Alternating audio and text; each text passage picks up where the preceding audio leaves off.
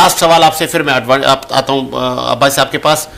मिफ्ता इस्माइल, मुस्तफ़ा नवाज खोकर, साबिक वज़ीर आज़म शाहिद खाकान अब्बासी, ये तीनों नई पार्टी लेकर आएंगे, क्योंकि उनका कहना है कि एक स्पेस है, एक नई पार्टी, नए लोग आए जिनको अवाम लेकर आए और वो किसी का दिया हुआ इक़्तिदार ना लें। इससे ये बात तय हो गई कि इक़्तिदार दिया भी जाता है। देखिए, ये लोग जो खाकान अब्बासी साहब हो गए, मिफ्ता इस्माइल हो गए, ये नून लीग को एक्सेप्टेबल भी नहीं है। नवाज खोकर साहब पीपल्स पार्टी को एक्सेप्टेबल नहीं है।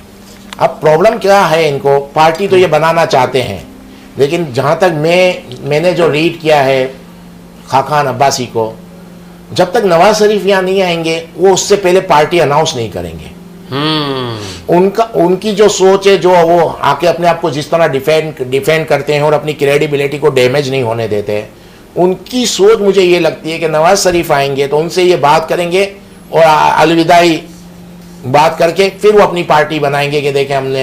इसका मतलब एक मुलाकात उन्होंने करनी है, एक मुलाकात इनको नवाज शरीफ से यहाँ करनी है, इसके बाद मुझे लगता है वो पार्टी अनाउंस करेंगे। और अभी मुझे लगता है कि नवाज शरीफ मुझे नहीं लगता आ पाएंगे, ये मेरी अपनी सोच है। तो हो सकता है डिले हो जाए इनका। एक देते जाए मुझे, क्योंकि फिर मैं लास्ट में सिर्फ अब्बास साहब को ही टाइम दूंगा, उसको आपने पूरा नहीं किया। मैं दोबारा वो सवाल लेता हूँ, माजी में 70 की दहाई से लेके आज तक पॉलिटिकल पार्टियों पर तैयारा हाईजैक के भी इल्ज़ामात लगे। मैं अल जुल्फ़कार की बात कर रहा हूँ। उसके बाद फिर जनरल मुशर्रफ ने भी इल्ज़ाम लगाया कि एक सिटिंग वज़ीर आज़म मेरी जान ले रहा था।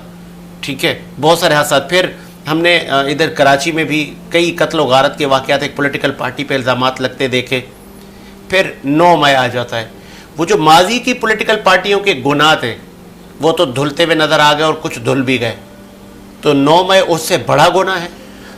प्रॉब्लम क्या हुई है, आप जिनका नाम ले रहे हैं ना, अभी मुझे थोड़ा टाइम दे देना, 1970 से जो ले रहे हैं आप, तो जितने भी आए ना, जुल्फ़िकार अली भुट्टो साहब, नवाज शरीफ जिनके बाद केस बना, अल्ताफ हुसैन साहब जिनका आपने जिक्र किया, और खान साहब, ये जितने भी आए इस्टेब्लिशमेंट पे कंधों पे आए हैं।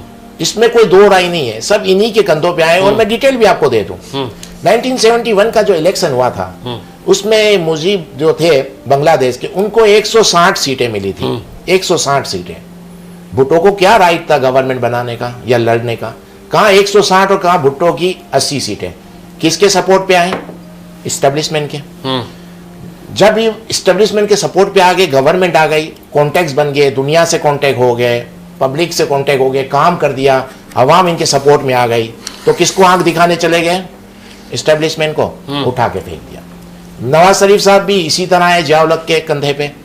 और कुछ अरसे बाद इन्होंने जियाउल-हक डेट हो गए, इसके बाद इनको पंजाब में, ये आपको पता होगा, जब 1988 के इलेक्शन में थे तो नवाज शरीफ वफाक में हार गए थे। उस वक्त एक दिन में इलेक्शन नहीं होते थे, वो दूसरे दिन प्रोविंशियल असेंबली के इलेक्शन होते थे। तो पंजाब में इन्होंने लगा दिया नारा, जाग पंजाबी जाग, और इनको बाद में पंजाब में सपोर्ट मिल गया और पंजाब में ये जीत गए। इस्टेब्लिशमेंट के सपोर्ट पे पंजाब की हुकूमत इनको मिली।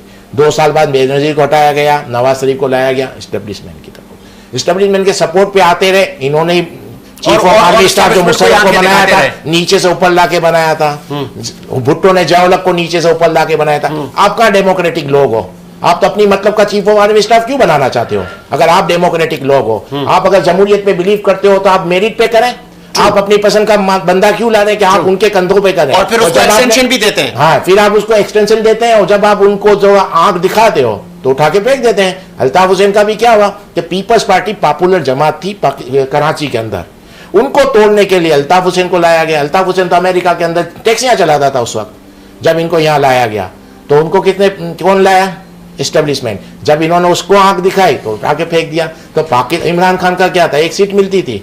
2011 से इनको बनाया गया, 2014 का धरना इनसे करवाया गया और ये ऊपर आ गए। इसको कौन लाया? इस्टेब्लिशमेंट। जिस दिन इन्होंने इस्टेब्लिशमेंट को आंखें दिखाना शुरू की, तो वो आंखें क्यों दिखाई जाती हैं?